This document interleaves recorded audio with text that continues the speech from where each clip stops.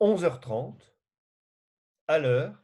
Plus facile, en webinaire d'être à l'heure que quand on est tous ensemble.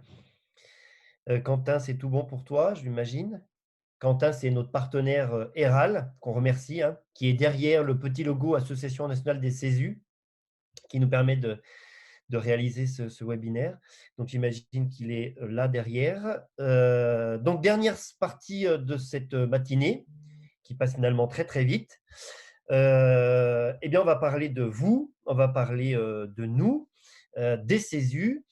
Heu, 3 parties. La première partie, qui va être, faite par, Julien Hanot, que maintenant vous connaissez, hein, qui a rejoint l'équipe, du conseil d'administration de l'ANSESU et qui, a pris en charge, un gros morceau, le bilan annuel des CESU, et qui va donc vous présenter le bilan 2019, en sachant que vous allez bientôt recevoir, enfin dans quelques semaines, le bilan 2020 à remplir.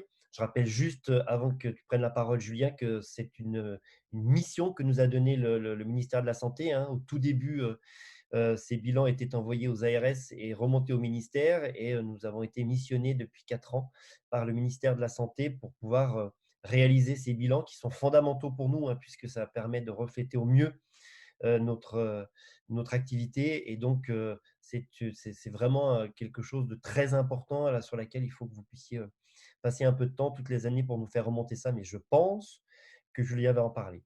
On prendra ensuite, la parole avec, Oriane Bayard, qui fait partie aussi de la société RAL, qui nous a aidé à monter ce site internet pour discuter, et vous représenter à nouveau le site et surtout votre partie à vous, du site internet. Et ensuite, eh bien, ce sera une séance de questions-réponses. Donc, vous pouvez déjà commencer à poser toutes vos questions sur, les CESU en globalité, sur tout ce que vous nous posez au quotidien sur, le site internet, sur la messagerie du secrétariat de l'ANSESU, toutes les questions qui vous taraudent sur vos formations 2021, qui, quand, quoi, comment, enfin tout, vous pouvez y aller. On va commencer à récupérer toutes vos questions et y répondre avec tout le CA qui sera là avec vous, tout le conseil d'administration qui sera là avec vous sur la fin de ce webinaire. Monsieur le docteur Giuliano, c'est à vous pour la présentation du bilan des CESU 2019. Merci, Monsieur le Président. Et donc, j'ai le plaisir d'avoir travaillé au sein du CA de l'ANSESU au bilan national des CESU que je vais vous présenter avec ce document. Alors là, vous le voyez dans sa version numérique qui va être partagée avec chacun de vous et également qui sera probablement disponible en ligne. Les modalités seront à définir. Il existe aussi sous un format papier, hein, que vous voyez qui est quand même assez conséquent parce que vous avez chacun de votre côté beaucoup travaillé et je vous remercie pour ces bilans que vous avez fait remonter au secrétariat de l'ANSESU. Donc un document de 300 pages, presque 300 pages au final, qui présente, le bilan de nos activités sur l'année 2019 qui était une année pleine et donc un bilan, qui est je pense, assez exhaustif par rapport, à l'activité, globale, qui a été faite sur le territoire. Donc ce bilan national est présenté, sous cette forme-là. Sur les 105 départements, ça nous a permis de recenser les césures en activité qui sont, encore à ce jour, de 101, donc la majorité des départements, représentés. Et c'est sur 101 césures en activité, nous avons eu 101 réponses. Donc tous les CESU, sont représentés dans ce bilan d'activité et on a un bilan complet. Le premier chiffre qui est frappant, c'est le nombre d'apprenants qui ont suivi des formations en 2019 dans les CESU de France. Il est de 268 000, un quart de million de personnes qui ont suivi des formations dans les CESU de France en 2019. Chaque fois, ce chiffre d'apprenants est mis en regard avec le nombre d'heures apprenants, c'est-à-dire le nombre d'apprenants multiplié par la durée de la formation qu'il a suivie. Et donc là, on atteint plus de 4 millions d'heures apprenants, ce qui est un indicateur extrêmement fort. Quand on collige l'ensemble des données que vous avez renseignées, on peut aussi faire un état des lieux de la carte des ressources humaines qui sont celles des CESU. Les responsables médicaux sont au nombre de 115, ce qui représente 32 équivalents temps plein sur ces missions au niveau national. Les cadres ou infirmiers référents sont de 107 pour 44 équivalents temps plein. Les secrétaires sont également très représentés dans les CESU avec 113 personnes qui y travaillent pour un équivalent de 72 TP. Les logiciels sont un public un peu plus rare, on en retrouve 17, ce qui représente 9 équivalents temps plein. Et bien sûr les formateurs en nombre, qui se répartissent de façon assez panachée entre du temps dédié pour 385 d'entre eux, ce qui représente 99 ETP, des vacataires qui interviennent pour 1829 personnes et d'autres formateurs qui sont principalement des cadres formateurs des écoles et instituts pour 1900 d'entre eux. Sur tous ces formateurs, 557 ont suivi un cursus pédagogique. On entend au-delà de la formation de formateur à FGSU, mais ça peut être une formation d'enseignant CESU, des DU de pédagogie, des masters, des DU de simulation. Ces chiffres globaux des CESU de France sont ensuite détaillés en deux parties. Une partie qui est sur le rapport d'activité formation par formation, qui sont classées en formation en pédagogie, en formation en situation d'urgence et en formation en situation d'exception. Donc, je ne vais pas toutes vous les détailler. Elles seront consultables donc en ligne. Je pense que je vais vous montrer juste comment elles sont présentées. La deuxième partie reprend les mêmes données, mais cette fois-ci CESU par CESU. Si on regarde le rapport d'activité global, on voit aussi la cartographie des CESU qu'on a positionné sur la carte avec, en faisant apparaître sur la métropole et sur les territoires outre-mer, l'ensemble des CESU avec le code couleur qui correspond à leur niveau de certification de centre de simulation HAS. La majorité ne sont pas déclarés comme centre de simulation auprès de l'HAS. 11 d'entre eux sont niveau 1, 14 d'entre eux sont niveau 2 et 4 sont de niveau 3. Vous les voyez représentés sur la carte. Donc, formation par formation. Les formations en pédagogie, la présentation est toujours la même. Donc, vous voyez le nombre d'heures apprenants. Plus de 3000 personnes formées à de la pédagogie dans nos CESU en 2019, le nombre d'heures apprenants. Vous voyez dans ce cadre à gauche quels sont les CESU organisateurs de formation en pédagogie. Et vous avez ensuite le détail, formation par formation, du nombre d'apprenants et du nombre d'heures apprenants. Quelques données particulières sont extraites. Ici, vous voyez, par exemple, les CESU qui organisent une formation de formateurs. Voilà, donc une cartographie qui est assez intéressante puisqu'on voit la répartition assez homogène sur le territoire des formations de formateurs à FGSU dans les CESU. Si on regarde la partie qui est sur les formations en situation d'urgence, donc j'ai extrait la FGSU2 qui est quand même la formation la plus représentée dans nos activités, 140 000 apprenants en 2019. C'est la formation sur 3 jours, pas la réactualisation. Presque 3 millions d'heures apprenants. Les CESU organisateurs, c'est tous. Bien sûr, et vous avez des analyses un peu plus spécifiques. Ici, par exemple, on a fait ressortir quel était le nombre d'apprenants en fonction formation initiale pour école, institut, université, ou formation continue, par exemple la formation des professionnels en exercice dans des établissements de santé, médico-sociaux ou libéral. On voit également la répartition du nombre d'apprenants par modalité d'organisation. Donc, pour les étudiants, ou pour la formation continue, en regardant si c'est le CESU qui a été organisateur de la formation, en bleu, si c'est en collaboration avec une autre structure, en rouge, ou si ça a été sous-traité à une autre structure de formation. Donc on voit une répartition assez panachée des FGSU en France, avec une majorité d'entre elles organisées par les CESU. On extrait également pour les étudiants élèves, selon les catégories professionnelles, leur représentation parmi tout le nombre des FGSU délivrés. Donc, je vous laisserai consulter ça plus en détail en fonction de ce qui vous intéresse. J'ai pris d'autres formations pour vous illustrer. La formation des médecins correspondants SAMU, donc on voit que là, il y a moins de CESU organisateurs, mais malgré tout, 1342 médecins correspondants SAMU formés dans les CESU, avec les CESU organisateurs. Donc, on voit là, pour le coup, une répartition hétérogène des CESU organisateurs de cette formation MCS. On peut l'illustrer sur d'autres formations comme apprendre à porter secours, où on a extrait, en plus des données chiffrées, de savoir si elle était plutôt destinée à un public d'enseignants, de personnel de promotion de la santé auprès des élèves, ou bien des élèves eux-mêmes. Et on voit que c'est surtout les élèves qui sont formés finalement par les CESU dans la formation apprendre à porter secours en 2019.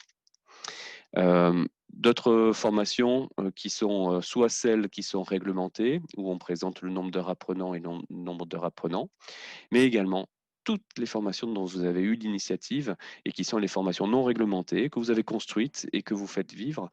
Là, je vous en montre une page. Je pense qu'il y a une dizaine de pages dans le rapport.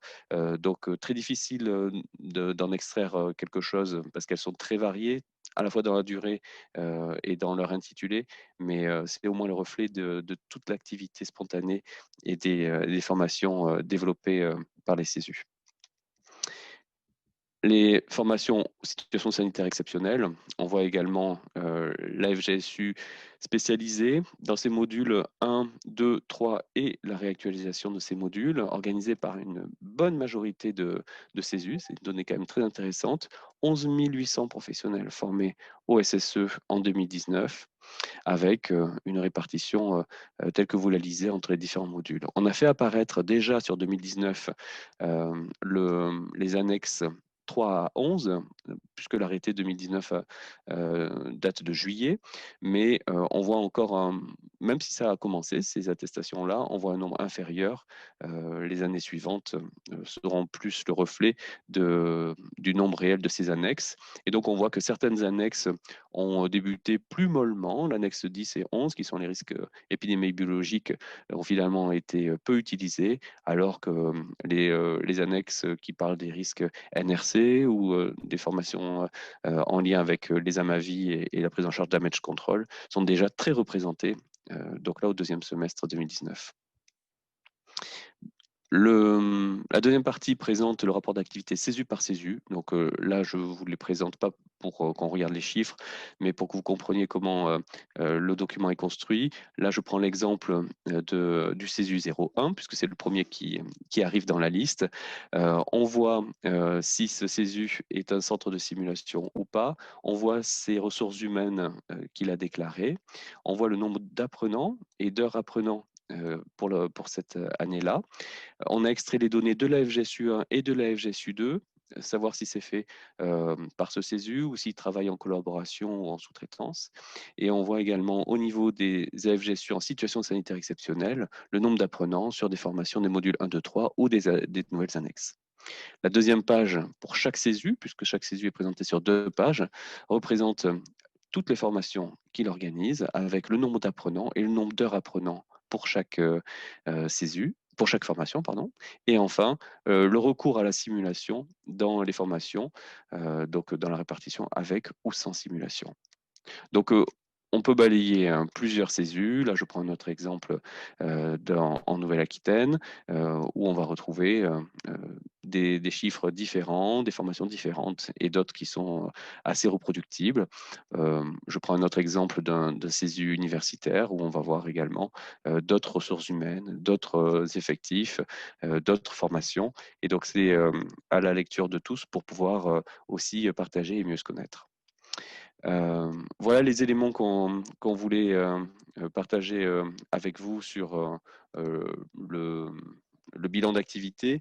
C'était essentiellement pour vous dire que ce bilan existait, qu'il était donc entre les mains de la Direction générale de la santé, mais aussi entre les mains de chacun d'entre nous pour pouvoir aussi partager ce qu'on fait et pouvoir en tirer aussi toutes les leçons et tous les projets qu'on peut développer pour les années suivantes. Je vous remercie. Merci beaucoup, Julien. Alors, il n'y a pas de questions sur les bilans parce que c'est des questions plutôt globales sur les CESU qu'on prendra ensemble. Mais je réinsiste encore une nouvelle fois, on risque d'être un petit peu lourd. C'est un outil fondamental pour nous, pour notre existence, pour qu'on puisse régulièrement expliquer l'importance et notre importance. Quand on voit le nombre de millions d'heures de personnes formées, ça parle. Donc voilà, merci beaucoup, beaucoup Julien pour l'énorme travail qui a été fait et pour rendre ce bilan aussi clair que ce que tu as fait. Bien entendu, ce bilan sera à disposition sur le site internet de l'ANSESU, à disposition de tous. Et c'est aussi quelque chose qui nous sert pour toutes nos tutelles, qu'elles soient nationales, qu'elles soient régionales. Donc voilà, je ne saurais que vous encourager de remplir au plus vite le bilan 2020 quand il arrive. Vous voyez que là, on vous le présente à la fin de l'année, sur cette année particulière. L'année 2021, on l'espère tous, sera moins particulières et on vous donnera des deadlines beaucoup plus courtes hein, pour remplir ça. Notre objectif étant que ce bilan des CESU soit bien entendu terminé avant l'été 2021 pour qu'on puisse le présenter aux tutelles avant l'été 2021. Voilà, merci beaucoup Julien. On va poursuivre sur le site web de l'ANSESU. Donc, je ne sais pas si Oriane est par là. Ah ben elle est là, voilà. Bonjour Oriane. Alors, je vais juste Bonjour. commencer. Bonjour Oriane. Donc, Oriane, Bayard et Héral sont les partenaires avec qui on travaille sur le site internet de l'ANSESU. Donc, on va juste vous présenter les grosses parties et puis Oriane prendra la main pour vous présenter surtout votre partie à vous, qui est la plus importante, qui est la partie de chaque CESU. Hein.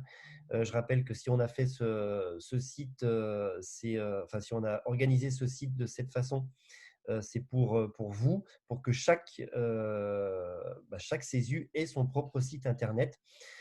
Et donc, même s'il y en a plein qui s'en sont emparés, d'autres encore hésitent un petit peu à s'en servir. Et donc, on va essayer de vous relancer là-dessus pour que chacun puisse se servir de cette partie. Donc voilà, le site en globalité, comme vous aviez l'habitude de le voir avant. On avait fait un focus Covid-19 qu'on va laisser encore un petit peu. On a eu plusieurs questions sur les modules qui avaient été aussi sur les tutoriels à FGSU. Est-ce qu'on va les laisser? Est-ce qu'on va les enlever? Pour l'instant, il est hors de question de les enlever. Vous pouvez bien évidemment vous en servir. Et c'est pareil, hein, quand on a des focus comme ça sur des actualités, on va les conserver, essayer de les laisser au maximum.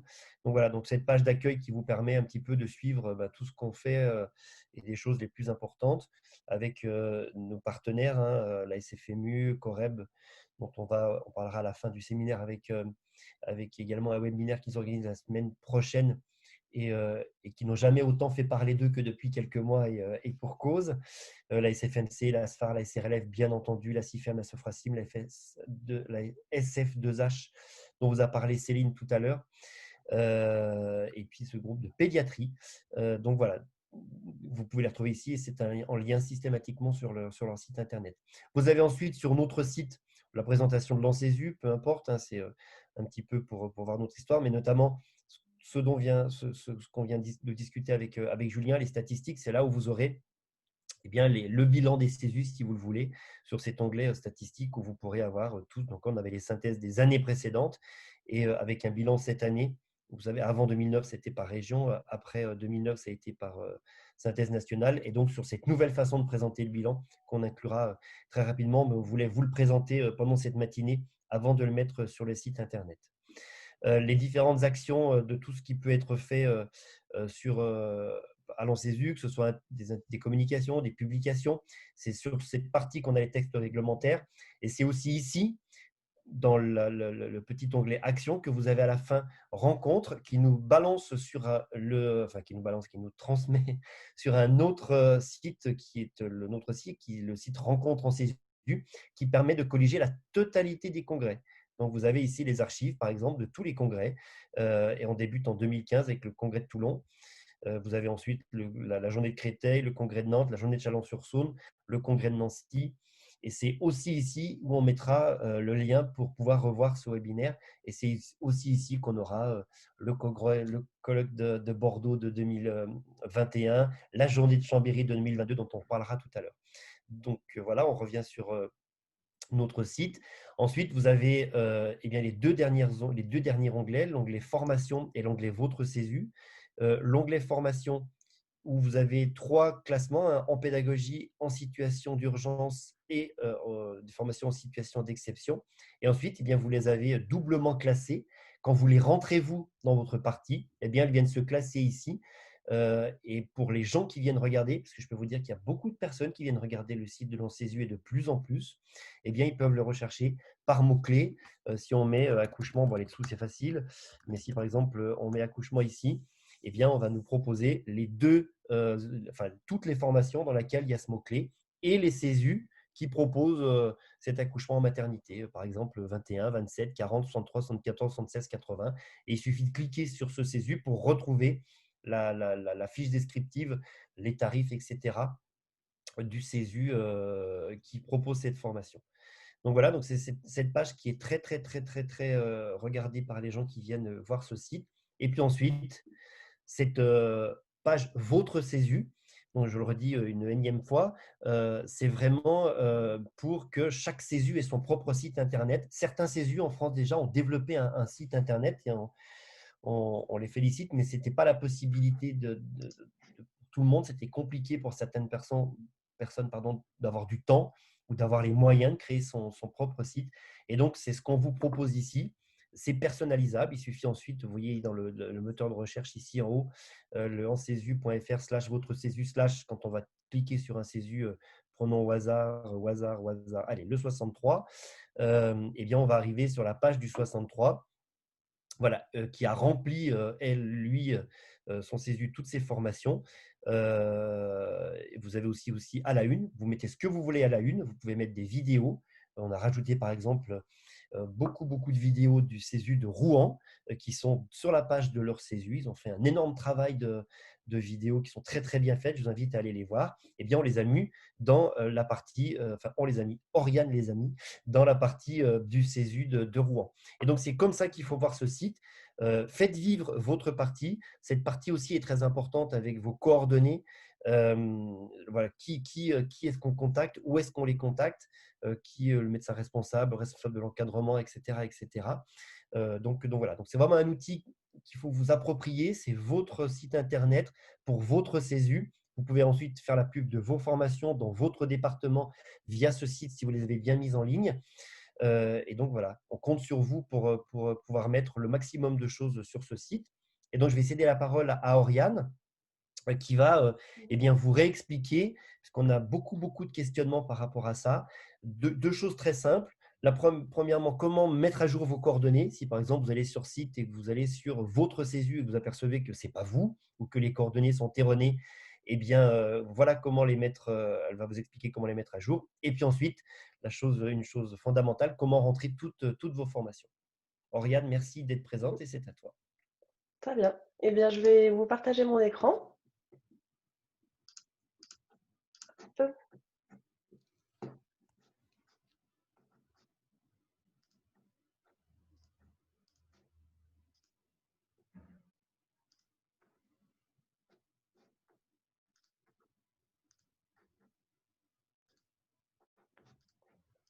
Si ça veut bien marcher, voilà. Hop, partager l'écran. Voilà. Donc bonjour à tous. Là, je vais effectivement donc du coup vous montrer comment mettre à jour vos infos Césu. Donc déjà pour ça, je vais me connecter en haut à droite.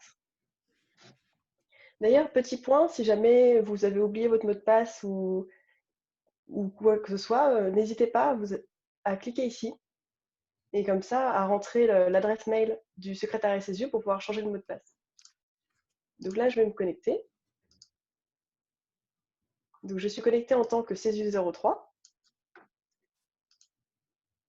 Donc effectivement, là, vous avez toutes les informations Césu, comme l'a dit Gaëlle.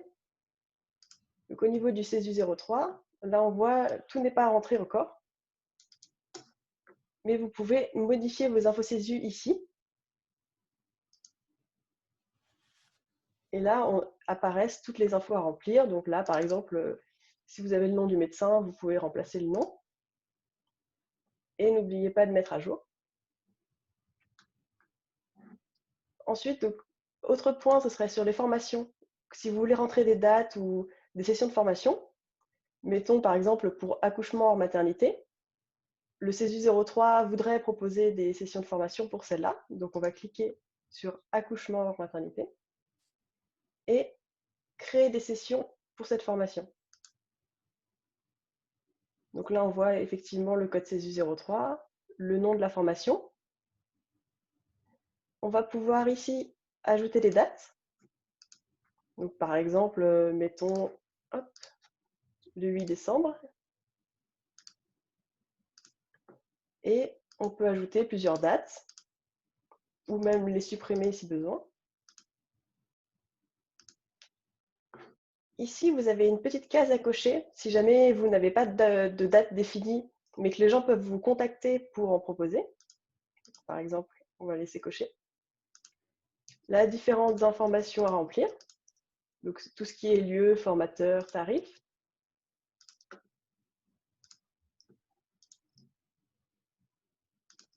Voilà, c'est juste histoire de faire un petit test. Là, vous voyez, donc j'ai rempli rapidement. On met à jour.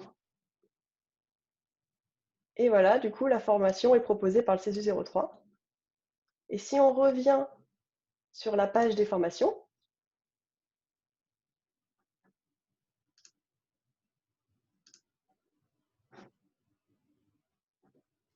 voilà, on voit maintenant que le CESU 3 propose cette formation-là.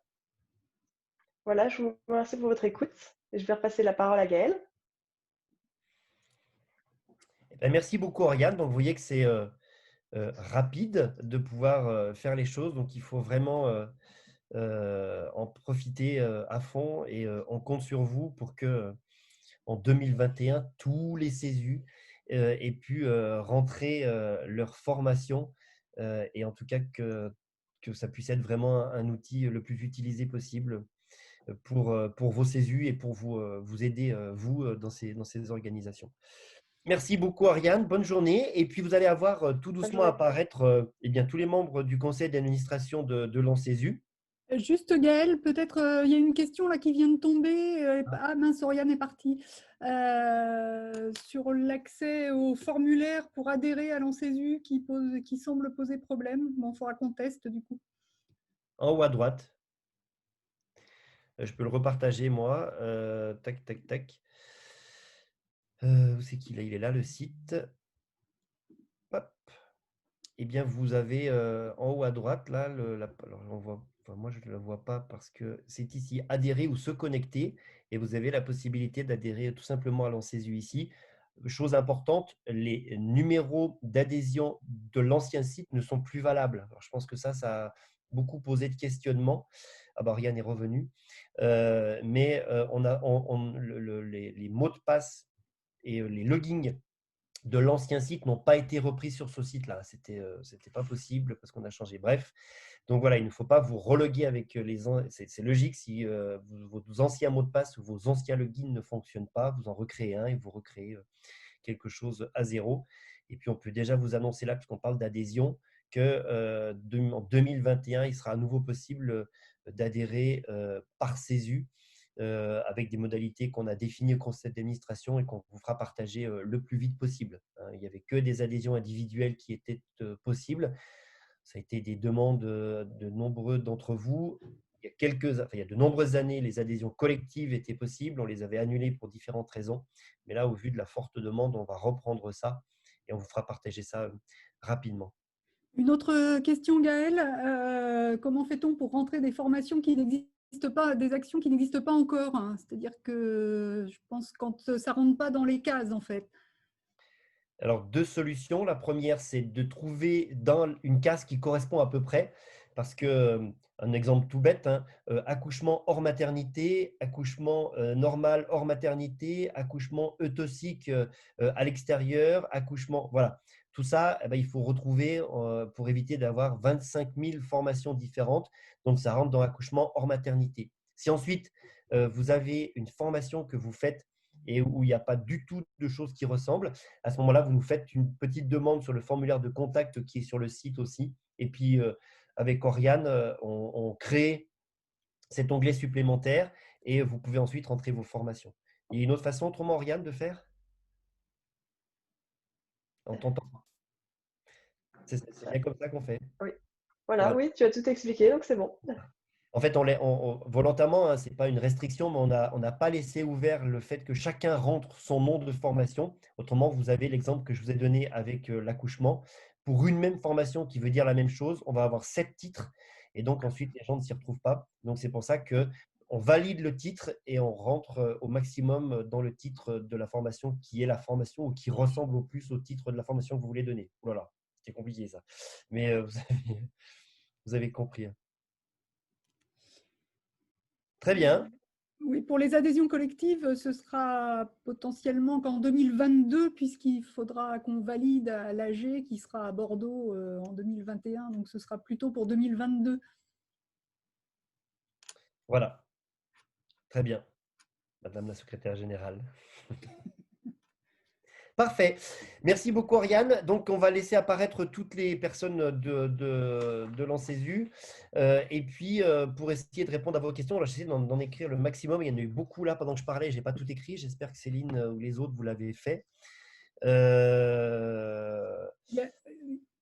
Il y a, il y a eu des échanges sur Calliope. Du coup, je ne sais pas si Séverine peut être remise en intervenante pour nous dire un mot de ce qu'est Calliope et en quoi les CESU sont concernés. Alors, en attendant que Parce que Séverine est revenue parmi Séverine nous. arrive, elle n'est pas branchée encore, elle va arriver. Plusieurs petites informations comme ça. On nous a demandé les recommandations 2020 pour les formations aux gestion d'urgence. Donc, j'imagine qu'on parle de l'arrêt cardiaque et des nouvelles recours arrêt cardiaque. Elles seront disponibles sur le site dès qu'elles seront officialisées par nos sociétés savantes à nous. On commence à les avoir, hein. Il n'y a pas de gros changements. Mais le plus vite possible, on vous fera un petit tuto qu'on passera sur le site pour que tous les CESU de France puissent en bénéficier. Ça, sans aucun problème. Calliope, Séverine Oui, qui est c'est bon, vous m'entendez? Ouais, c'est tout bon. Donc, un petit focus sur cette magnifique chose qui nous arrive sur le coin des oreilles depuis quelques mois déjà et qu'il va falloir qu'on fasse pour le 1er janvier 2022. À savoir qu'on a eu aussi dans les commentaires que deux hôpitaux, parce que ce n'est pas une accréditation pure CESU, mais c'est une accréditation hospitalière, ont déjà franchi le pas puisqu'ils sont accrédités Calliope, que sont le Nîmes et Clermont-Ferrand, si j'ai bien lu dans les échanges. Séverine, explique-nous un petit peu qu'est-ce que c'est que cette bête? Ah. Donc en fait, oui, en effet, les organismes de formation vont devoir travailler pour obtenir la certification Calliope pour le 1er janvier 2022. Donc, comme tu viens de le dire, il y a deux organismes, du coup, on ne savait encore pas hier. Donc, bravo à ces deux CESU qui sont déjà, du coup, certifiés Calliope. L'idée, c'est l'organisme de formation qui va obtenir cette certification. Donc, en fait, il faut que les CESU, on se rapproche de notre organisme de formation, la formation continue de nos établissements, pour travailler en collaboration avec ces organismes. Puisque l'objectif de Calliope, c'est de déployer du coup une démarche qualité sur 7 critères et il y a 32 exigences. Donc, c'est quand même un gros travail à fournir.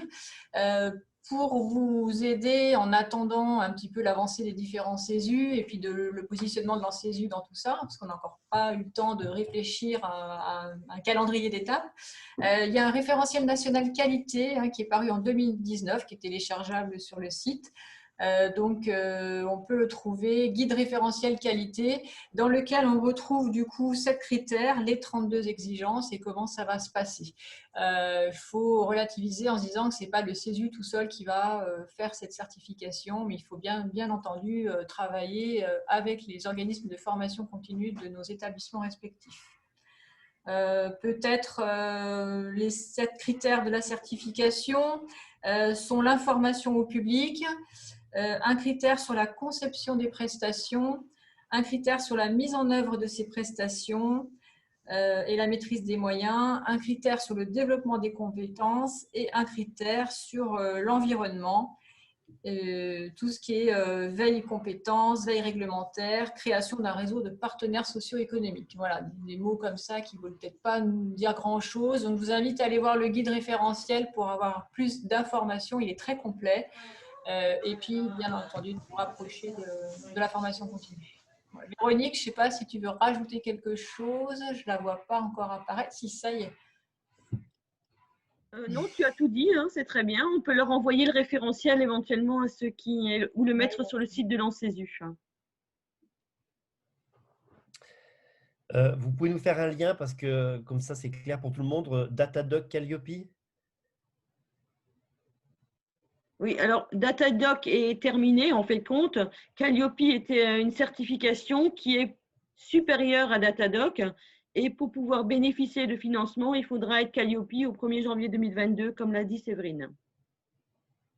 Et pour que ça soit clair pour tout le monde, rien à voir avec le DPC. Ce sont deux choses parallèles. Tout à fait. Merci à toutes les deux. Véro, pendant que tu es là, est-ce que tu peux nous donner, nous parler un peu d'ANFH et de financement, de sous qui peuvent intéresser nos CESU avant cette fin d'année 2020? Oui, donc l'ANFH est notre organisme paritaire collecteur dans la fonction publique hospitalière, en tout cas pour le personnel médical et le personnel non médical, mais surtout les budgets, en fait compte, 2020, vous savez bien, ils n'ont pas été dépensés, vu qu'énormément de formations ont été annulées. Normalement, le budget, une partie est reportable sur l'année suivante. Cette année, des nouvelles modalités sont apparues, entre autres une modalité qui nous intéresse dans les CESU qui s'appelle l'enveloppe de transformation de la formation, qui permet pour la première fois d'utiliser les budgets de formation pour acheter du matériel, entre autres du matériel de simulation. Voilà, donc c'est en cela que ça nous intéresse dans les CESU. Donc pour cela, on va vous mettre sur le site et on va envoyer sur Yahoo, sur le CESU Group, le Google Group, pardon, excusez-moi, le Google Group, les informations, mais nous vous encourageons à vous rapprocher de vos services de formation continue puisque c'est eux qui gèrent le budget du plan de formation pour voir ce qui est prévu. Le choix doit être fait avant le 15 décembre, doit être envoyé à la NFH avant le 15 décembre. Ça ne veut pas dire que vous devez avoir un devis avec quel matériel vous voulez acheter, mais l'établissement doit dire à la NFH, voilà ce qu'on veut mettre de côté comme enveloppe pour la transformation de la formation. A priori, c'est pour faire ça, ça, ça et ça. Et vous avez toute l'année 2021 pour utiliser cette enveloppe. Y compris pour acheter du matériel de e-learning. C'est un commentaire qu'on vient d'avoir sur les différents commentaires. C'est ça, on fait compte, c'est matériel d'e-learning, matériel de simulation, accompagnement à la digitalisation, accompagnement à la création de vidéos pédagogiques, etc. Donc tout ça, ça peut être pris en charge sur cette enveloppe du plan de formation. Voilà une bonne nouvelle. Merci beaucoup, Véronique. Puisque tu as fait allusion au Yahoo Group qui est mort et au Google Group qui vient de naître, est-ce qu'on peut donner la parole à son accoucheuse de ce groupe, Sandra, qui a donc géré ce groupe et nous expliquer qu'il faut arrêter d'écrire sur Yahoo Group puisque le 15 décembre, il sera définitivement mort. Oui, merci Gaëlle. Je vais prendre la parole, effectivement. Cette mutation, elle a quand même déjà bien eu lieu, puisque actuellement, dans ce nouveau forum de discussion qui s'appelle le forum des CESU, il y a actuellement plus de 300 adresses mail. Donc, c'est vrai qu'au début, je vous ai demandé vos adresses pro et vos adresses personnelles parce qu'il y a des hôpitaux qui bloquent Google en général. Si ça vous fait trop, vous pouvez vous désabonner de votre adresse perso si vous recevez bien sur vos adresses professionnelles. Ensuite, l'autre chose, j'espère que tout le monde a bien eu l'information et que tout le monde s'est bien inscrit, mais vous avez jusqu'au 15 décembre. Moi, je reste en veille de toute manière sur le Yahoo et puis le secrétariat de l'ANCESU aussi pour continuer de vous inscrire. N'hésitez pas, on n'est pas limité, je crois que si on doit être limité à 5000 membres, donc on peut encore y aller. Il n'y a pas de problème. Et puis, juste une particularité, mais je vous l'ai bien mis à chaque fois que je vous faisais le petit mot de bienvenue. Si vous voulez alimenter une discussion commune où plusieurs sont en train de parler, faites bien répondre à tous. Si vous faites juste répondre, ça n'ira qu'à la personne qui a parlé en dernier sur cette discussion. Voilà, c'est tout ce que j'ai à dire. Donc, pour ceux qui n'ont encore pas fait la mutation, c'est le moment de le faire, de passer sur ce Google Group. Et puis ensuite, automatiquement, au fur et à mesure de l'avancée du temps, ça se fera. Dès que vous adhérez à l'ANCESU, ça se fera automatiquement. On va mettre automatiquement tous les secrétariats des CESU sur ce Google Group aussi, ainsi que les médecins responsables et que les cadres de santé. Donc ça, on va le faire automatiquement puisqu'on a les mailings. Mais n'hésitez pas, si vous êtes vous indépendant, entre guillemets, que vous voulez participer à nos discussions, de venir sur ce Google Group. Céline, pendant qu'on parle de communication, n'hésitez pas non plus à vous abonner au Twitter et au Facebook de l'ANCESU. Ben voilà. Et puis, il y avait une question là dans les différentes questions sur les facultés de médecine et la délivrance d'AFGSU. La question, c'était est-ce que vous avez connaissance de facultés de médecine qui sont autonomes sur la délivrance des AFGSU? Donc, je vais laisser la parole à mes collègues de CHU. Alors, on ne sait pas forcément tout ce qui se passe dans toutes les facultés. Ce qu'on sait, c'est qu'il y a un certain nombre de facultés de médecine qui continuent à travailler en partenariat avec les CESU. Après, on a été missionné pour justement essayer de savoir ce qui est délivré en termes d'AFGSU dans les facultés de médecine qui ne les font plus délivrer par les CESU. C'est quelque chose qu'il faut qu'on mette en place sur l'année à venir. Je ne sais pas quelle réponse on aura des facultés non plus. Donc voilà, pour l'instant, on n'a pas vraiment de visu ou de visuel sur ce qui se passe dans toutes les facultés. Alors, pour Reims, par exemple, on sait que on continue le partenariat avec la faculté, mais elle a une volonté de se démarquer du CESU et de faire ses propres AVSU, mais pour l'instant, ils n'ont encore pas les possibilités humaines pour réaliser ces AFGSU. Merci. On a ensuite, alors on passe de tout à tout, mais c'est l'objectif de cette fin de séminaire d'être très concret et de très vie quotidienne. On a une question sur la logiciel de gestion des CESU. Donc, pour les gens qui ont l'habitude, peut-être Séverine, peut-être Véro, peut-être Isa, je ne sais pas, est-ce que vous avez des logiciels spécifiques à conseiller? Il n'y a pas de logiciel spécifique gestion CESU, mais des logiciels de gestion de formation continue. Je vous laisse répondre à cette question. Allez-y, allez-y. Ouais. Simplement pour vous dire que sur Montpellier, on a développé avec une société donc un logiciel qui est un logiciel qui n'existait pas dans sa version formation continue. C'est Formeis. Et c'est vrai qu'on se l'est calqué à nos activités. Donc, c'est pas pour faire la pub pour Formeis plus qu'autre chose, mais c'est vrai que c'est un produit qui permet d'inscrire en ligne, qui permet d'avoir un programme en ligne, qui permet d'organiser tout le parcours finalement, organisation des salles, matériel, planification, et jusqu'à la facturation et les bilans en fin d'activité. Voilà. Donc, c'est une solution finalement qui est assez complète. Et activité montpelliéraine. Voilà. Ok, une autre intervention sur les logiciels? Alors, on nous parle de CESU 57, le logiciel Themis, qui fonctionne très bien. Donc, en fait, il y a plusieurs logiciels et il faut essayer de voir à droite, à gauche s'il y en a qui peuvent vous intéresser pour vos CESU respectifs. Une question sur… alors, une question qu'on nous pose très souvent. Alors, merci déjà à tous et déjà merci à tous les gens qui sont là, aux 16 qui sont là, d'avoir été tellement réactifs pendant ces 9 mois qu'on vient de vivre.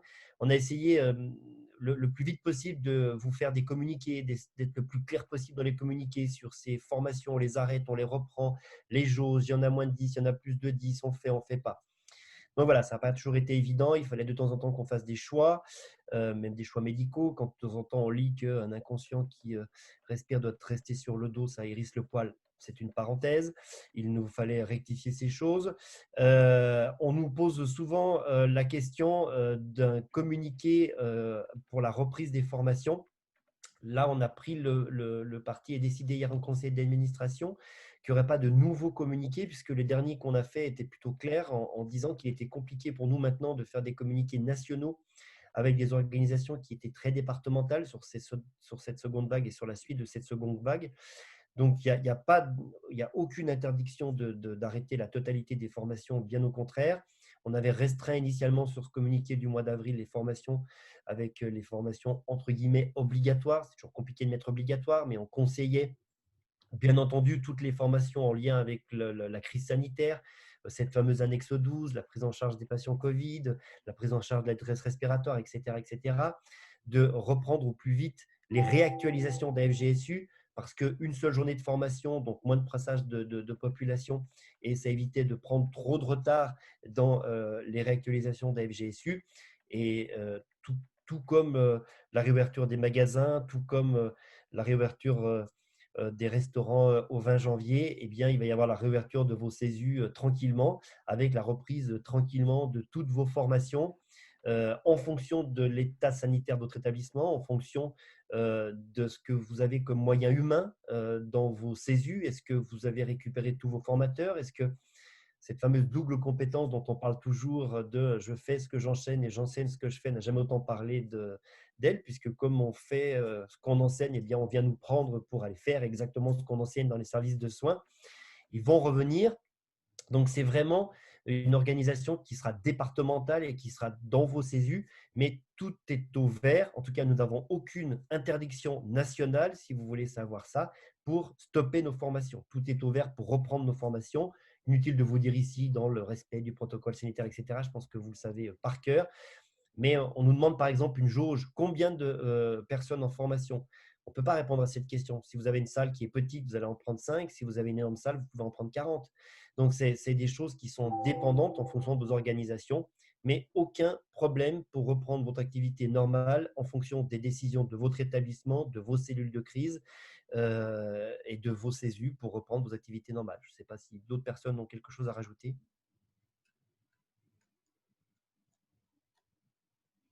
Alors, soit tout le monde est coupé en son, soit il n'y a plus que moi. Non, personne ne veut rien dire. Peut-être ajouter qu'on a des formations qui ne peuvent pas avoir lieu en distanciel. Donc ça, c'est un point qui fait qu'on peut négocier des choses avec nos directions. Et puis qu'on fait de la formation, chez nous à Nantes, par exemple, les formations à FGSU ont été considérées comme des formations indispensables au fonctionnement de l'établissement et donc qui, contrairement aux autres formations, se sont poursuivies pendant la deuxième vague. Donc après, c'est de la discussion avec les directions, en fait. Les AFGSU des étudiants en médecine, c'est le rectorat qui a donné son accord en disant que c'était des travaux pratiques, donc c'était autorisé. Voilà, donc l'année 2021 va être de toute façon bien meilleure que celle de 2020 et donc tout va bien se passer. On va accélérer un petit peu puisqu'on est limité par le temps. Déjà, on va devoir arrêter à midi, on est en retard et de toute façon, tout sera coupé dans 10 minutes. Les dernières questions qui restent, il y avait une question sur un espace restreint pour un échange de conducteurs pédagogues et du forum, etc. Je divise en deux. Le forum, c'est le Google Group. On discute tous ensemble sans aucun problème. Le partage de conducteurs pédagogiques, etc. C'est le site internet qu'on vous a présenté il y a 20 minutes. Vous pouvez mettre vos conducteurs pédagogiques dans votre lien de CESU, dans la rubrique ressources. Vous verrez que vous avez un petit lien avec une rubrique ressources. Vous pouvez mettre ça et vous pouvez le partager avec qui vous voulez dans la région, même pour la France entière. Si vous avez envie de partager vos outils, aucun problème. Après, je pense que dans la question, il y avait une question sur un accès limité. C'est une question qu'on s'était posée en CA, de limiter certains accès du site aux abonnés. C'est une question sur laquelle on n'a pas tranché et pour l'instant, on a décidé de tout laisser ouvert après le lancement du site pour aussi faire décoller le site. C'est peut-être une question qu'il faudra qu'on se repose avec vous et ça peut faire l'objet d'une question lors de la prochaine AG. Exactement.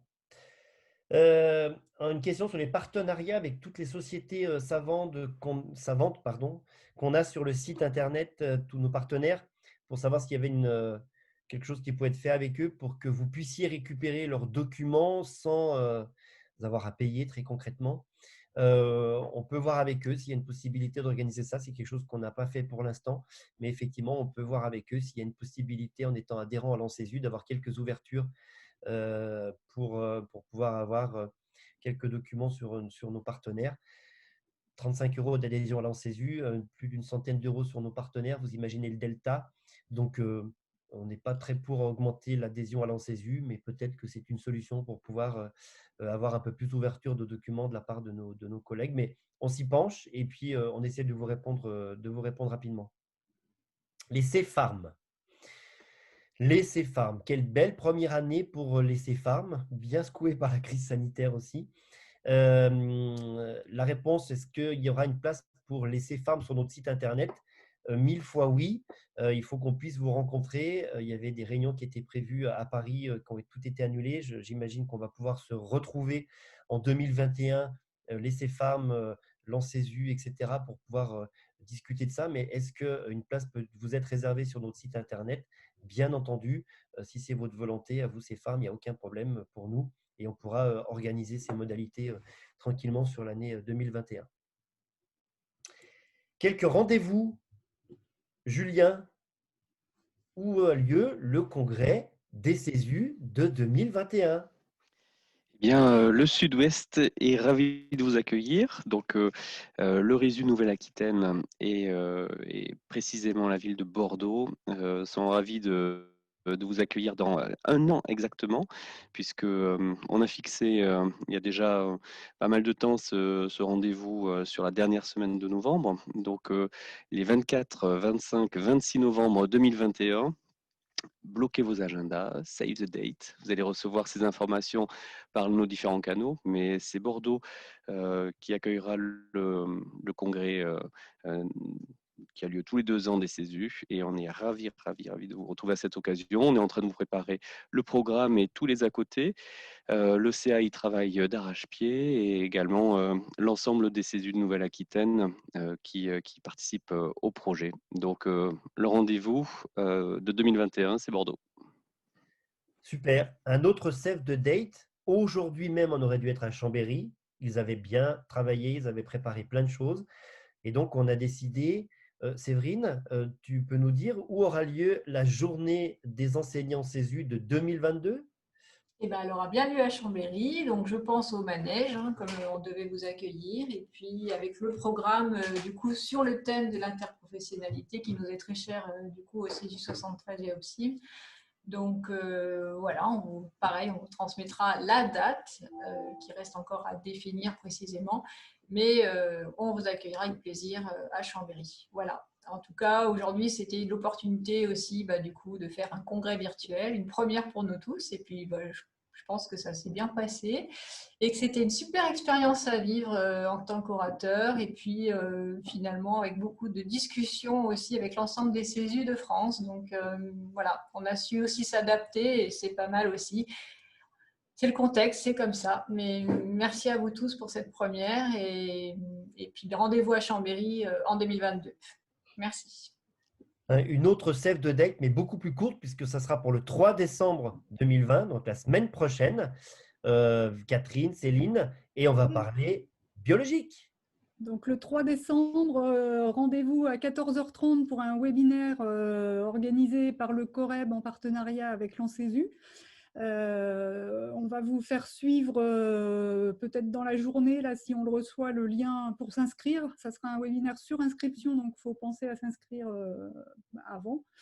C'est de 14h30 à 17h, c'est en 3 parties, avec une partie sur la mise à jour des connaissances, une partie sur l'organisation des formations et une partie sur tester vos pratiques avec des questions qui seront à la fois sur le contenu et sur la manière d'enseigner, sur la pédagogie. Donc, on vous attend pour ce webinaire jeudi après-midi de la semaine prochaine. Ben voilà votre agenda bien rempli. On arrive à la fin de cette session. Dernière petite info que j'avais sur ma liste là, le logo. On nous demande régulièrement le logo des CESU. Donc, on va, comme on en a vu fleurir et on l'a vu pas mal sur le bilan, plein de logos différents ou alors des logos compliqués à faire avec la trame qu'on essaie d'avoir nationalement. On va vous les proposer et vous allez avoir sur vos messageries début d'année 2020 les logos de chacun de vos CESU. À vous de les récupérer ou pas, ce n'est pas du tout une imposition, bien au contraire, mais au moins on aura une même trame graphique partout en France et ça fait partie un petit peu de la façon de nous faire reconnaître partout en France. Un dernier petit mot pour dire merci. Merci déjà à vous tous. Vous êtes encore plus de 200 à être branchés. Alors, je pense que les 16 personnes qui sont là et qui ont préparé ce séminaire ne pensaient pas avoir plus de 300 personnes sur cette matinée. Donc, c'est énorme pour nous et mille merci d'avoir répondu présent. Merci à Quentin, merci à Nicolas, merci à Oriane Déral, nos partenaires qui étaient derrière les manettes. C'est le petit logo en CESU que vous avez en haut et qui ont permis de faire en sorte que tout se passe bien techniquement. Mille merci Quentin d'avoir préparé ça et organisé ça. Merci à l'EMA CSF aussi, notre partenaire également. Et puis, un dernier merci à toute cette équipe que vous voyez qui a bossé comme des fous pendant cette année 2020 dans leurs centres hospitaliers respectifs, comme nous tous, hein, comme vous tous là qui êtes en train de nous regarder, mais qui pour vous, pour les CESU, pour l'ANCESU, ont répondu présent à chaque fois. On ne s'est jamais autant réunis que cette année en virtuel. On n'a jamais autant écrit de communiqués que cette année. Donc voilà, donc vraiment merci 1000 fois à tous. Une belle équipe qui est là. Donc voilà, on va continuer à faire en sorte que nos CESU, à nous tous qui nous sont si chers, continuent à être reconnus encore plus qu'aujourd'hui. Et donc voilà, je ne sais pas si quelqu'un d'autre a rajouté quelque chose. Tu as tout dit, Gaël. Alors, merci à tous. Bonnes vacances, bonne fin d'année et bonnes fêtes de Noël, puisqu'elles vont bien se passer, même s'il faut faire attention à vos familles. Prenez soin de Une vous. dernière question sur comment accéder à Google Group. Ah, Sandra. Alors, il faut nous faire un message, soit sur le Yahoo Group, soit directement sur mon mail, je vais vous le mettre, soit par le site de l'ANCESU où vous pouvez communiquer directement et envoyer un message et tout ça sera récupéré. Je vous mets tout de suite mon mail. Merci. À bientôt. Prenez soin de vous. Ciao, ciao.